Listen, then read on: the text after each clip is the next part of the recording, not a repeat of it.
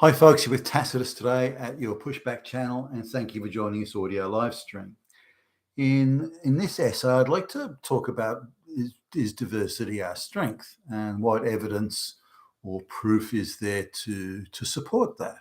Now, it's very much a globalist talking point, and all across the Western world, wherever the globalists were forcing mass migration of black and brown peasants against the will of the white locals, wherever that was happening, then there was, apart from calling anyone disagreed or questioned it a Nazi, there was this thing: diversity is our strength. And yet, as parroted and like a mantra as it was, I've never seen anybody illustrate or point out or prove or indicate just how this is a strength. Now, I came across some stats a while ago that I thought are relevant, and I was umming and ahhing about doing a video on it, but then I saw a town hall type meeting a couple of days ago where there was a lot of left-wing pro-globalist type activists were there.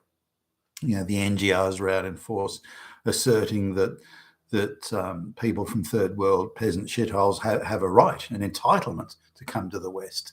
Now, how they acquire that entitlement or whatever, that's rather vague, but they just assert there is an entitlement, and anyone that disagrees with that premise is a Nazi, quite possibly Hitler. But let's have a look now. Now we're told that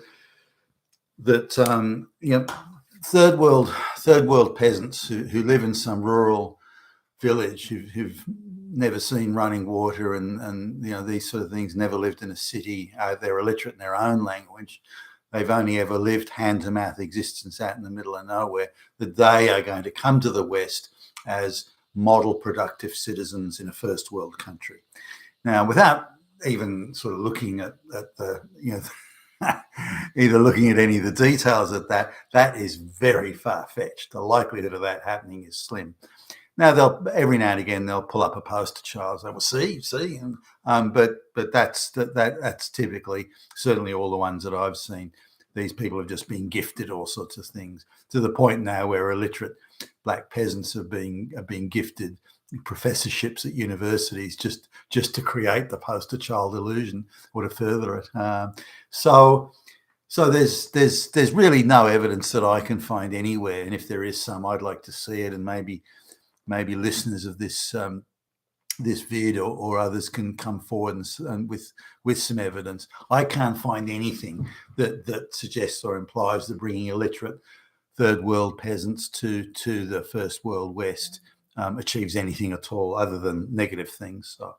So anyway, just here's a few stats just to illustrate the point here. This was a study that was done by the Australian government not long ago, where they looked at the unemployment benefits and the amount of government benefits being paid so you had to get employment benefits plus at least one other to sort of qualify to get on the list. But they did this, and it was circulated amongst some departments, and there was a secondary one about another aspect of this, but the media didn't report it. It was well hidden. There was I could find one newspaper article which was very small and was kind of vague. You would really had to have read it 3 times to be able to work out what the point it was making, or the point it was avoiding making. But here it is now. This is 5 years after having arrived in the West, and in this case Australia, of course, that these are people third world countries. So we're talking about third world country, Africa, parts of Asia and Middle East, that sort of thing, Pakistan. And now 91% of those from these third world countries are still on full unemployment benefits plus other handouts 5 years after arriving.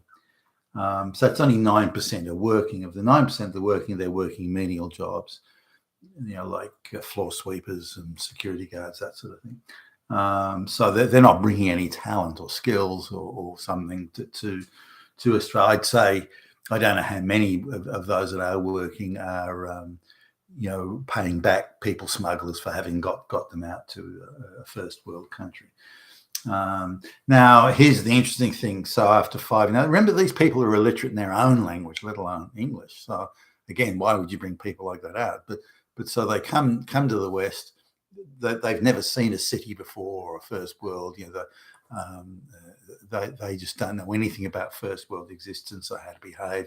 Many of them are Islamic, not all, but many of them are. So they haven't seen a society structured like this and haven't even been able to conceive of it, let alone sort of live within it. Now, after 10 years, so 91%, according to this at least, are still on unemployment benefits plus other benefits 5 years after arriving in Australia. But after 10 years, it's 85%. And it stays between 70 and 85% thereafter. So, people from the Middle East who came to Australia in the 1970s, for example, or early 1980s, they're still on unemployment benefits, and the majority of them don't even speak a word of English. They hang around in their little enclaves and don't venture out. And the women are all wearing their hijabs and all this sort of stuff. So it's still, after 10 years, 85% of these people are still drawing full unemployment benefits, plus other benefits such as rent allowances and housing allowances, and for handicapped children allowance. A lot of the Pakistanis, they interbreed, cousins interbreed. So there's a lot of handicapped children in those communities, and they, of course, are then entitled to additional handouts from the evil, wicked, Nazi, fascist white taxpayer. Now, again, looking at skilled migrants, this is third world. So they lower the bar quite considerably. If you've ever washed a dish in a restaurant, you're called a skilled labourer, so skilled worker. So they lower the bar considerably for third world people. They wouldn't lower the bar, I guess, for first world people, but third world people, they lower the. So under the skilled migration program, you get people that can wash dishes or paint nails in a beautician's salon or something like that. They're classified outrageously, in my view, as skilled labour. But even after 5 years, 28% of them are still unemployed, in their chosen profession of dishwashing or something. So now obviously that's a big improvement over 80 or 90%. But even so, they've got, and also skill. Some of them come over and they get a 12-week course on, say, hospitality, for example, how to wait tables in a restaurant or a cafe, so that sort of stuff. And there's nearly always some sort of work available in that. But again, a lot of them are drafted into effectively slave labour cabals, where their fellow countrymen are bringing them out under immigration scams as skilled labourers, when in reality, again, they're just washing dishes and being put up 20 in a room, 22 in an apartment, and that sort of stuff. Now, there's also this issue when these third world people are given citizenship, they do this chain migration family reunion thing. Now, the people of working age that are brought out, and a lot of this is, again, this is part of the scam slave labour type stuff. Even half of them 10 years later are still unemployed and drawing benefits. Now, you look at, say, first world, or you could even sort of people that have lived in cities and they've been educated in the first world in, say, high school and college, you could sort of throw into this lot. But where you look at the white English-speaking Christian immigrants to Australia, less than 5% are unemployed 5 years later. 10 years, it's like 2%, and so on. So you've got when you're looking at the immigrant, I mean, this is not rocket science, and everybody knows this. The globalists have decreed that black and brown peasants must be brought to the West without the consent of the locals, without any vote or referendum on it. Now, anyone can tell you, and again, I've travelled the world many times over, and I've seen these people. They're not going to fit in. They're not going to do anything unless you're importing a purposeful sort of mentally retarded underclass. There's no point in doing this. Maybe that's the objective. But when you get rates of unemployment that are 80, 90% even after 10 years, why would you bring such people out to any country? Leave them where they are. The other option could be to open up schools in those countries, and then when people reach a certain level of educational proficiency in English, or in the case of Australia, at least English proficiency, and their assimilation ability, is increased to a certain level, then you could bring them out as migrants or educated migrants, skilled migrants, whatever. But there needs to be some intermediate stage, which there isn't. They go pretty much straight from being remote rural peasants into suddenly appearing in a first world country. And it just doesn't work for them. They can't fit in. They don't know what they're doing. Now, there was a difference.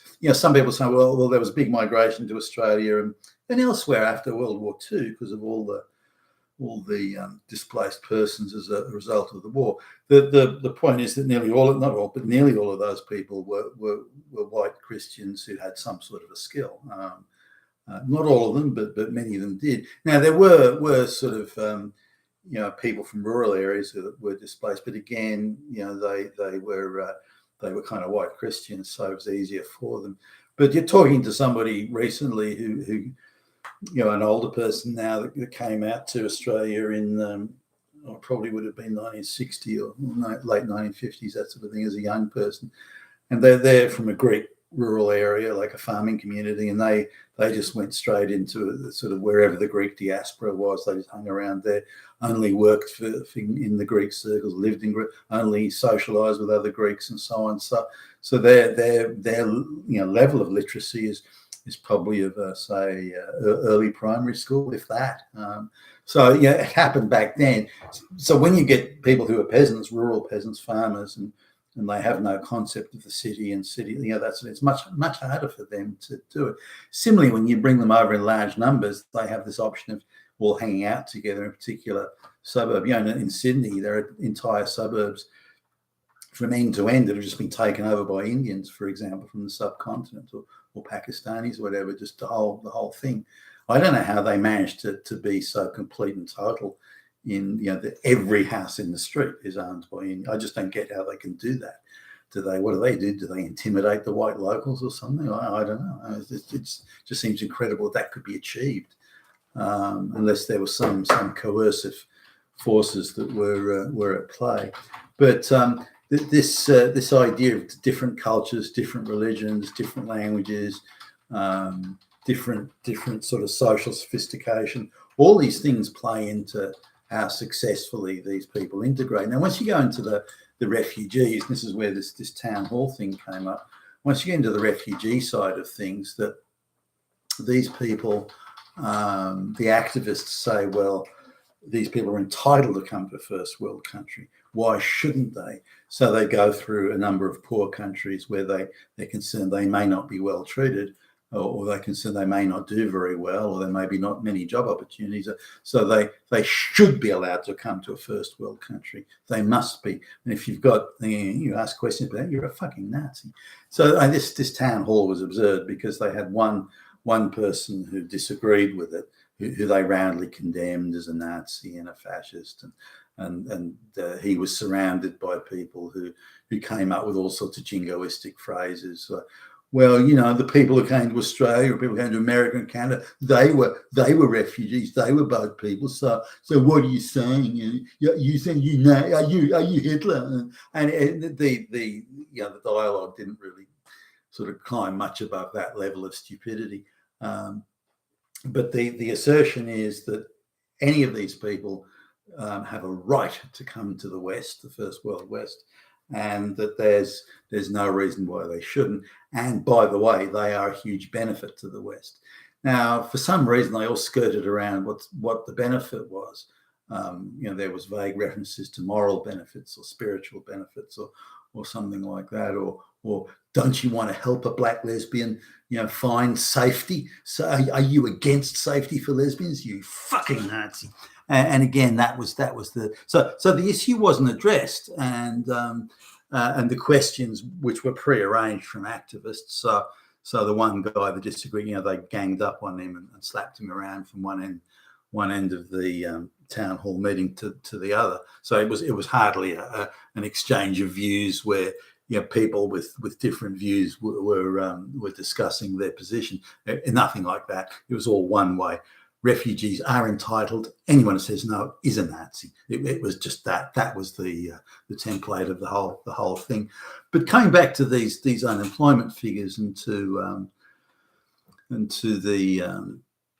the benefits of mass migration, skilled migration, sure, that's a no-brainer, and I mean skilled, not dishwashers. Skilled migration, fine. But for example, when things all started to come apart in South Africa, the most capable white people saw the writing on the wall, and the ones with skills and qualifications, they got out as quickly as they could. They went anywhere, America, Australia, anywhere. They just got out. And I was very impressed when I saw these guys, because they were the best quality of what South Africa had. And so, I worked alongside some of these people, got hired by a couple of them, even hired myself, hired some. I thought, very impressive, hard-working, bright, well-educated. But these were the cream of the crop. There was still the white mechanics and the white floor sweepers and so on. So they came out, and I was amazed at how bright they were, but how quickly they got jobs. They just went.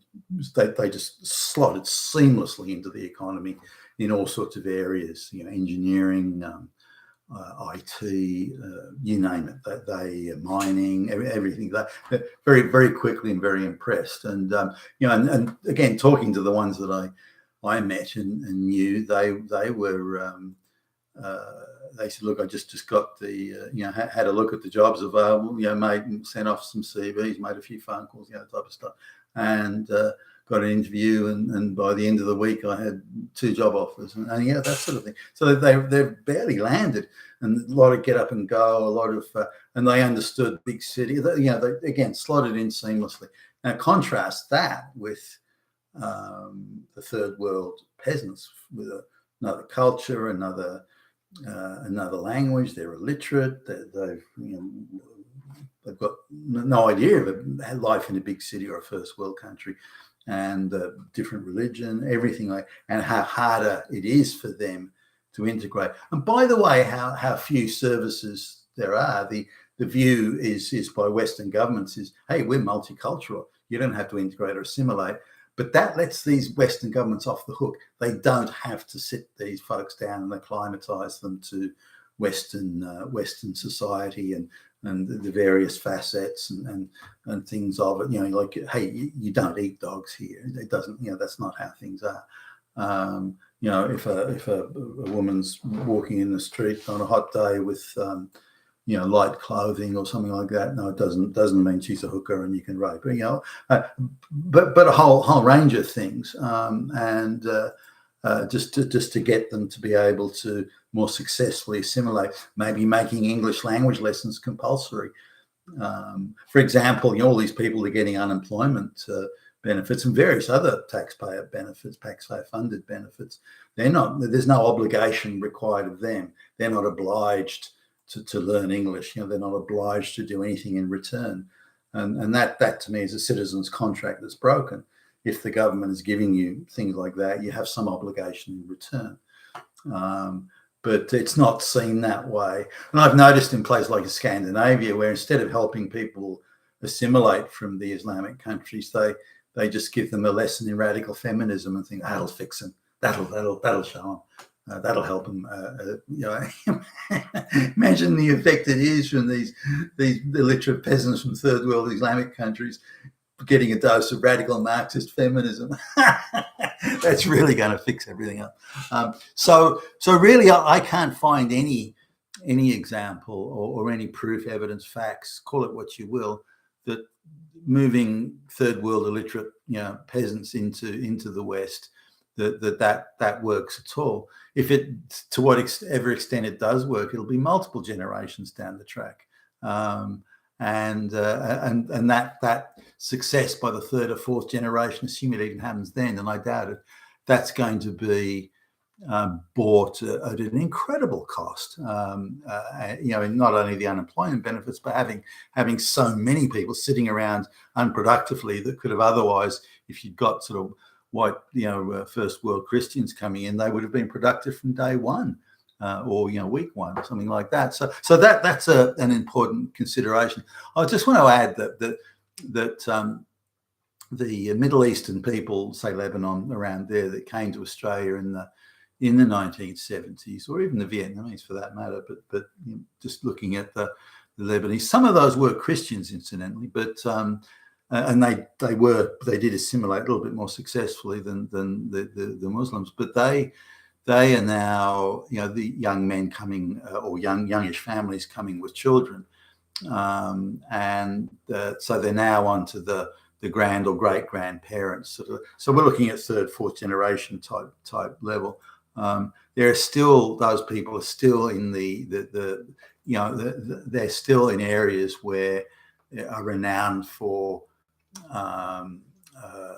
racial unrest amongst themselves, amongst their tribal sort of thing. It's very tribal, those people still now, even though they're third and fourth generation in Australia. When they get married, they have these things where they say, oh, you come from a good tribe. The tribe you come from's a good tribe, back in the Middle East, and so they don't say, hey, you come from the local suburb of Sydney or something. They still talk in terms of the tribe of their ancestors in the Middle East. So that's how they're not integrating into Western society, and why it's always going to be, I think, a problem. And again, you look at other groups that they're still third, fourth generation. They're still not integrating, and still perceive themselves as, in terms of their religion and their genetics, rather than being now Australians. So why bring those people out? Because they're creating, well, not creating, they have created nation states within the nation. And so it's already created a level of balkanisation that will not be easy to overcome. You've been with Tassos today, your Pushback Challenge. Thank you for listening.